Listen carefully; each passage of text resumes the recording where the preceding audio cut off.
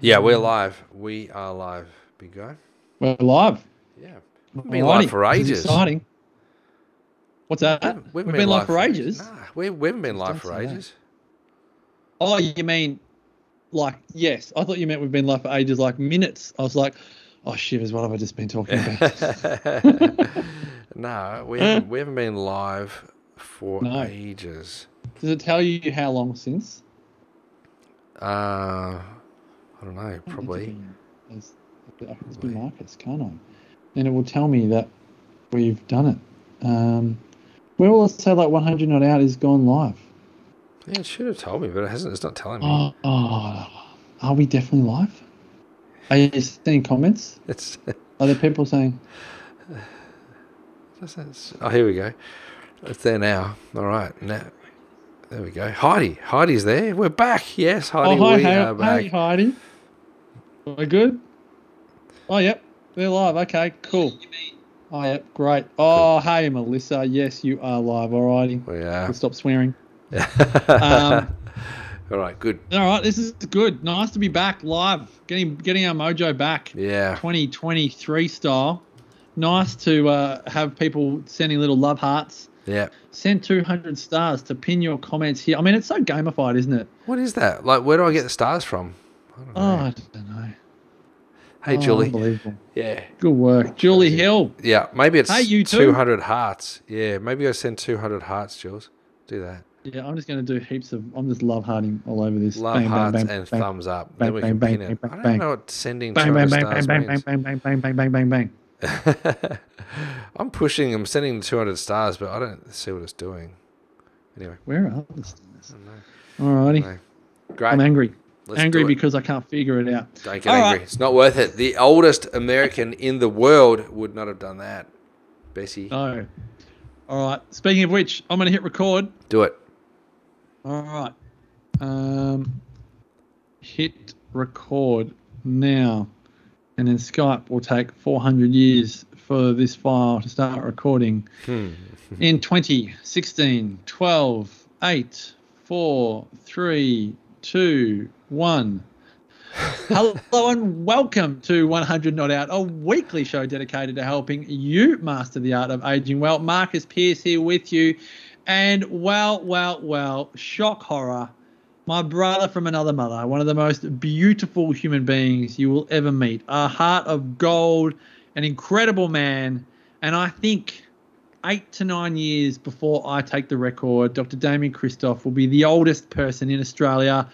Damo, how are you? Yeah, I'm great, Piercy. I'm great, Piercy. Thank you. Thanks for your kind words. Happy New Year to you again. What a great year this is going to be. It's going to be absolutely amazing. And I love the reflection piece of just thinking about how someone nailed it. Someone got it done. And we get to have a little chat about it. I'm very excited to talk about Bessie because reflection's good. Actually. Reflection's good. I don't know if we reflect enough. Every now and then we do a little reflective piece, you know. We go back to the goals. How'd you go with your goals? You know, whatever. But we don't reflect on how someone got there. So I think this is good. We are like the obituary bloodsuckers. We like to suck the blood out of an obituary and repurpose it into life lessons and share it with our audience. Really? Okay. Yeah, I know. Yeah. It sounds wild, That's doesn't so it? weird. Um, What movies yeah, have you been that's- watching? Not enough, actually. My creativity has got a life of its own because I haven't been watching anyone else's. So, you talk about Bessie. Now, Bessie Hendricks was, up until her death, the oldest person in America. She was the oldest person. And just if anyone's thinking I'm being politically correct, she was the oldest woman, but she was also the oldest human being in America, if that makes sense. She was top of the dais, and it was both genders playing the game of longevity, and she was winning the race. Would that have made her the oldest American in the world? Yes. Well, now you're pulling out curly longevity questions because there could be Americans living in other countries Yes. that may have been older than Bessie. True. But my research of Bessie and the American population has not extended that far to know the answer to that question.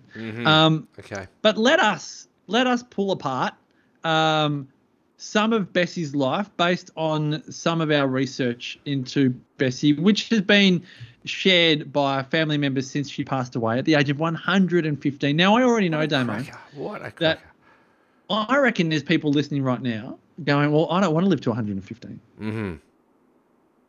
What? Yeah, I know. So before we get into Bessie, Yeah. why do you reckon that is? Because a lot of people actually have a number. This is a fascinating conversation for another day, maybe. That's true. They actually have a number that they want no more, and they possibly don't want any less.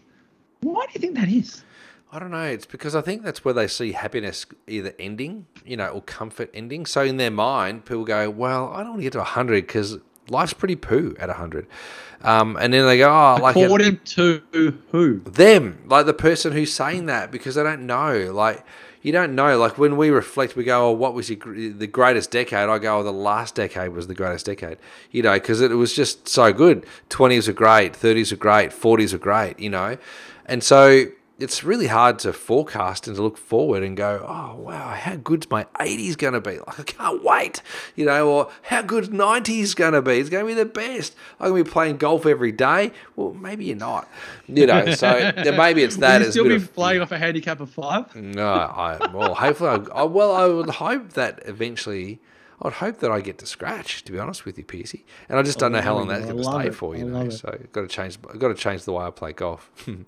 But the point being, I think answering your question, Piercy, I think what it comes back to or down to is a fear around what it might look like, And also I think a lot of people don't want to necessarily do the things that need to be done to get to a ripe old age. Like, people go, well, I'm here for a good time, not a long time. Or they go, well, I don't want to give up that, or I don't want to, stop doing this. Oh, I can't be bothered doing that. But I think we get lessons from people who lived a long time that shock you. And I think this is what we're going to learn here about Bessie. Yes, and this is what I'm loving this already because shout out to Chantal Oxley, who joined us in Ikaria. She's on Facebook saying, hey, guys. Chantal joined us in Ikaria in, I'm going to say, 2018. Yeah. And always remember this, day one, down at Therma. We're just off the plane. We go down to the Therma Hot Springs, one of the oldest hot springs known to the human race. Yes. And we've been in the hot springs, and then it's time to do our little thing, which we occasionally do, and say, let's jump off the wall. And Chantal, I can say this, she won't kill me. No. Got cold feet. I mean, the wall was hot. It was very hot. Yeah. But she got cold feet. And then eventually, not eventually, like at some point, she jumped off with us into the ocean. And not to say that we were the mentors there, but I think a lot of people have a number based on their parents or their grandparents, which is quote unquote their mentor. And if that number didn't end well, then they want the number to be smaller. But part of the purpose of doing this podcast is to present more mentors to people to improve their self-esteem around getting older. Yes. And then part of the purpose of going to Ikaria, which is what reminds me of this when I see Chantal in the comments, is we go there for, it's almost like the ultimate mentors trip, because it's like an overwhelming attack on the senses of graceful ages, living their best life, and you leave there with an undeniable sense that you can live a great life at 90 or 95 or 100 or whatever it is. I know I'm rambling, but that just got me going. And if I can ramble just for a little bit longer. Keep going. June 12 to 21. Yes. Come and jump off the wall with us in Therma, in Ikaria, and all the details at 100notout.com, 100notout.com. Come and join us. Now, Bessie Hendricks, obituary, eulogy, 115. She was believed to be the oldest person in America and the 4th oldest in the world. She passed away January 3 this year, 2023. Yeah. She had 5 remaining generations of her family. It's amazing, huh? Her 3 surviving children, who are now in their 90s, all the way down to her great grandchildren, still sucking their thumbs. And this is an incredible legacy to live no matter who you are or what you've done. And as one of the articles goes on to talk about, think about a family photo with 6 generations in it, which it was up until she passed away. Is just mind-boggling. And some of the things that she did in her life that she credits with her longevity are the things that any of us can do. Yeah, totally. Like it's not rocket science, and you don't have to. It's not hard. It's just these. And what I'm learning more and more, Pissy, is that it's more of a mental shift. It's mental. Mm-hmm.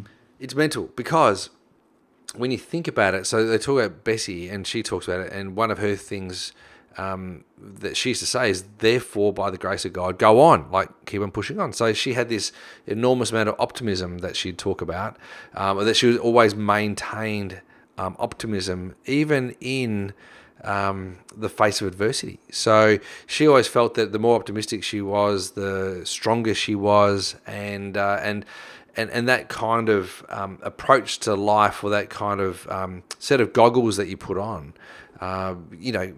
builds, I suppose you could almost call it a force field, which is what she kind of had.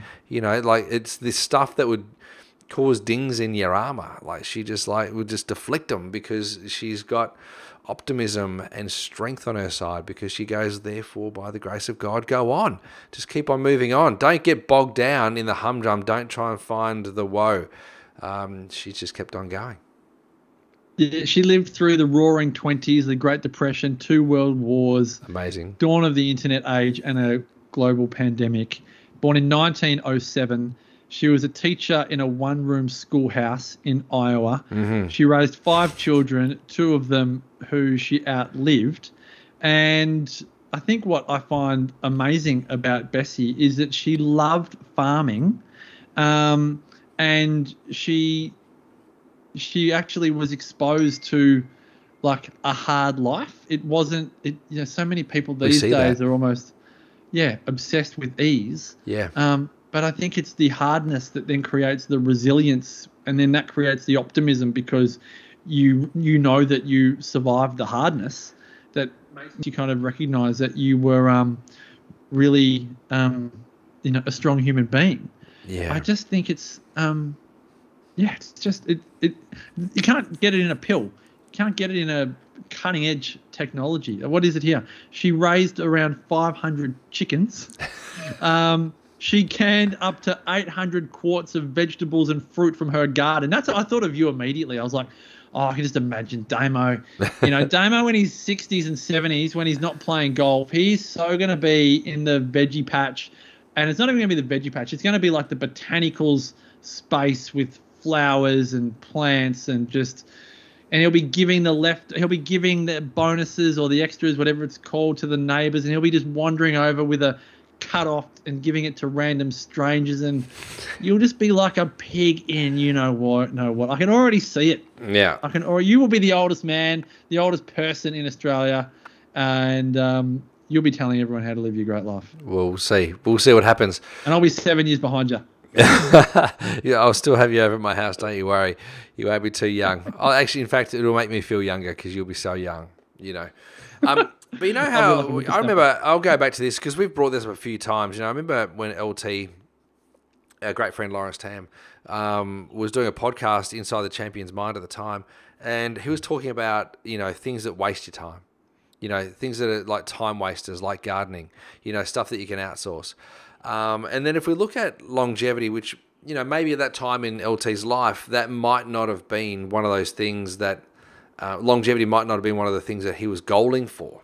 Like he's very strong and he's mentally focused and very driven and all that sort of stuff. For us, you and I, we've been looking at longevity for a long time. And so for me, like being proud of my garden and loving gardening, like I'm literally looking outside at the moment thinking, oh, that needs a bit of work. I've got to do that. When we get off this podcast, I'm going to go out and rake the leaves. Like the rosellas have been in the tree and they've pulled out all the seeds off the gum tree, so I've got to go clean all that up. I'm actually looking forward to that sort of stuff, and it's not a waste of time for me. If we look at Bessie, she loved her garden, and if we look at most of the graceful ages and the great agers, they've enjoyed time in the garden. You know what I mean? So I think this kind of comes back to that. And I'm always reminded of that. Like, you don't have to be, what is it? Like, with your time? Like, we want to be, like so hyper vigilant. yeah, hyper vigilant, like structured and rigid and organized and I don't know what's the word.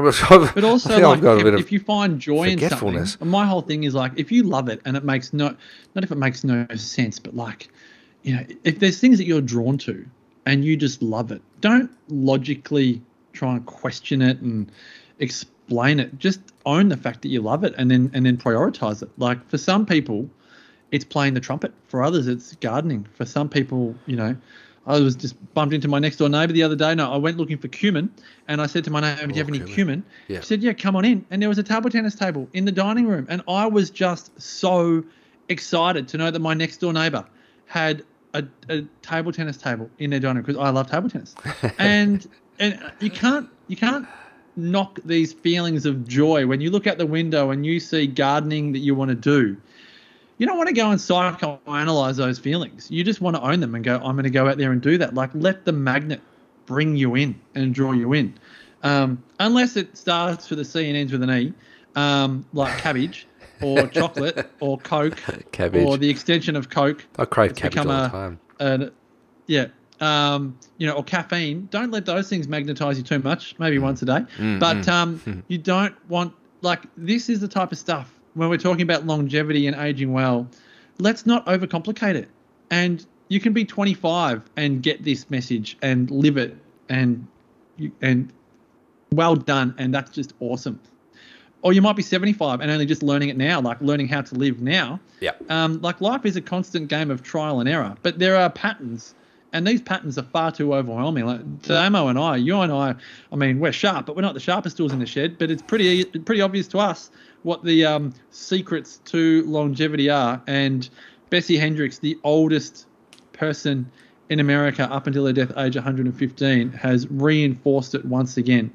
That doing what you love and loving what you do, moving regularly, engaging with humanity, and looking after yourself, like, she's just shown us once again how to do it. Yeah, totally. I love the piece about optimism. I think that's part of the successful component of aging well, because we have seen people that have been so pessimistic and they want to die at an old age.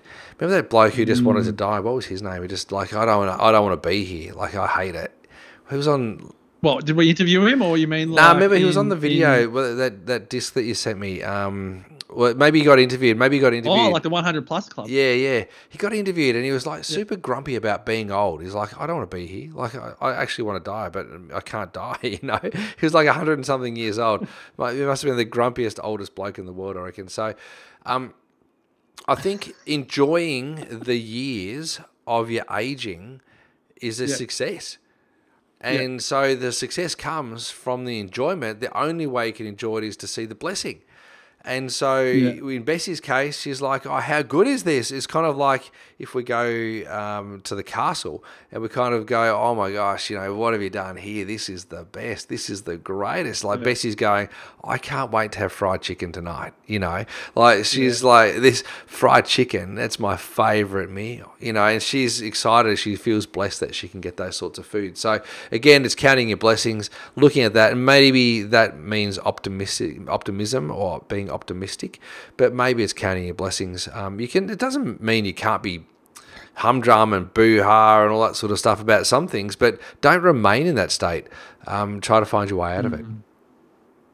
And also live a bold life. I know a lot of people, I don't want to say whinge and moan, but they feel like the economy is so bad and cost of living is so big and all the rest of it. But then look at this. This is not a new thing. In 1930, Bessie and her husband were married and they rented a house for $45 a month, the equivalent of her husband's salary, according to her memoirs. Like, that same feeling of like, oh my gosh, every dollar is going into living. That was happening 100 years ago. Yeah. And, you know, then they moved out to a farm, 700-acre farm, raised their 5 children, you know, so on and so forth. Like, they were playing a big game, like in the scheme of of their life. And so a lot of people are trying to, not take too many risks, and I'm just not going to do anything too big and stressful because, my mental health and everything. But like sometimes there are chapters in life that are big, big chapters. Having a child, getting married, setting up home, sticking roots in the ground. Like they're not like walks in the park. And if that's your big challenges, like be so grateful that they are your challenges. I always remember, Dame, I actually tell this story regularly to people. When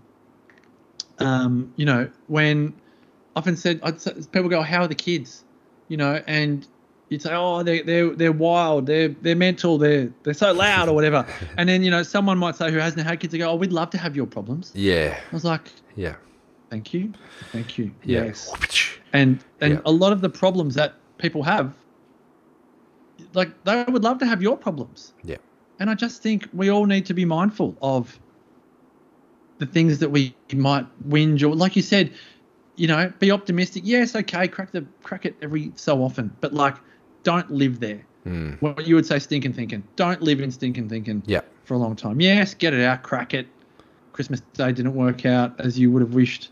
But, I love that episode we did the other week. Yeah. Where you've got a partner that just brings you out of it and reminds you of all of the goodness in your life real quick. Yeah, really quick. And I think, people like Bessie have reminded us through their example, but it's something that we can all learn and quick smart.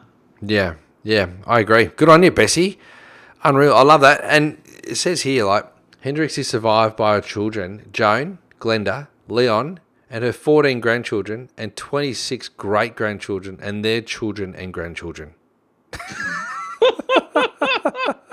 How good's that? That's just so good. And their children and grandchildren. Her 26 great-grandchildren, their children and grandchildren. That's amazing. Anyway, good on her. So Jackson, Damo really loves that. So hurry up, Jacko. Damo wants great grandchildren. Don't hurry up, Jacko. Don't hurry up. I'll just stay around for longer. It's totally fine. I'll just stick around. Oh, dear. Now, PC, to everyone on Facebook, Debbie Bunyard, we love you, Debbie, one of the best. She says, I don't enjoy gardening, but I love having the fresh veg, salad, and various citrus fruits that we produce. So that's a good thing.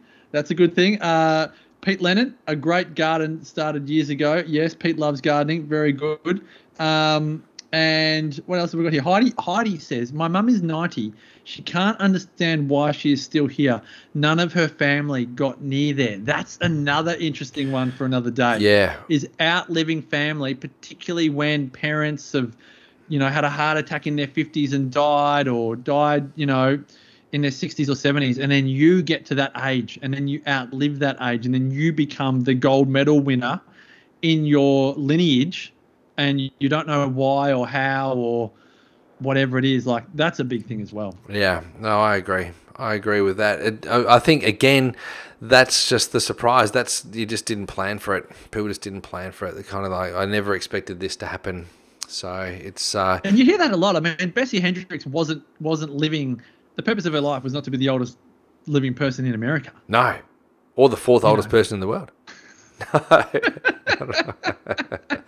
No, wasn't, but that's just where it ended up. I'm sure she was surprised by it too. That photo looks great, the photo where she's in that massive wheelchair. It looks really good, you kind of go, oh great, she's obviously never missed a meal. She's enjoyed her life, she's had a good time. She looks happy, all that sort of stuff. You kind of go, what a great way to be. And if she got to enjoy her life 115 years and she looked that well to the end, hopefully that's how she looked at the end. Good on her. What a great achievement. Congratulations, Bessie. Yeah, well done. And a great lesson for all of us.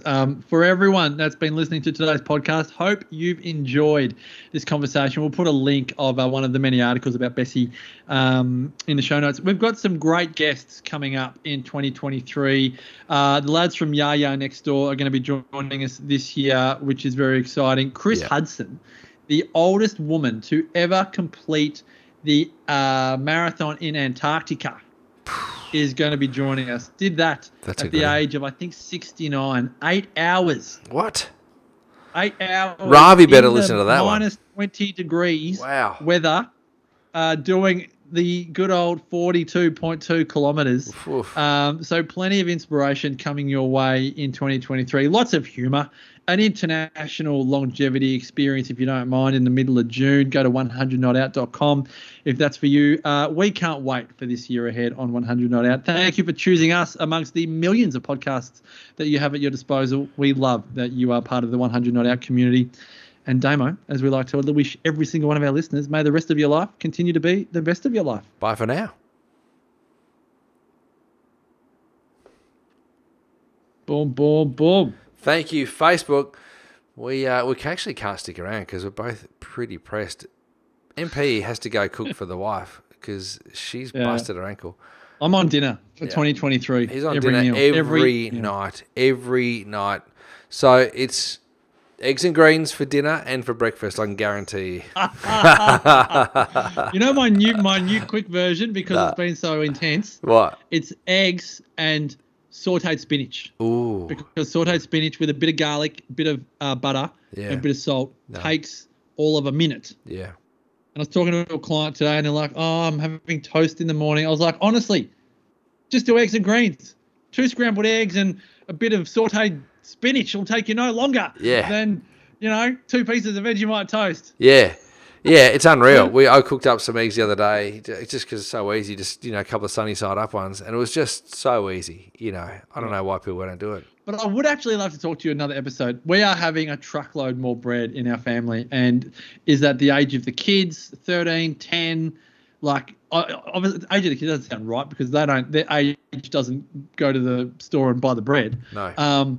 But anyway, that's a conversation. The changing nutritional needs of human beings as they get older. Ooh, okay. And the different phases of life. Because a lot of older people that we speak to, their caloric intake is obviously Shrinks. so much less than a 13-year-old girl or a 15-year-old boy. Do you know what I mean? Yeah. So, and then you've got menopause, perimenopause, time of the month, so many different conversations around nutritional needs and all the different bits. And, when carbs, proteins and fats, I find all that stuff really interesting. Oof, okay. Well, we can chew into that one. Let's get into that for sure. Yeah. Pun intended. I did. I intended. I'm going to finish off with this Facebook broadcast, and we'll say bye to everybody. See you later, everybody. Thank you, Julie. See Facebook. We love you guys. Debs, thanks for watching. Thanks for joining in, Pete. Yep, thank you so much. Hey, Julie. Heidi. See you, Tammy. Melissa. Chantal, Heidi. Wendy. Yeah. Melissa. Wendy. Yeah. Everybody. And for those of you who didn't comment, thanks for joining us. See ya. And for those of you that didn't attend. Yeah.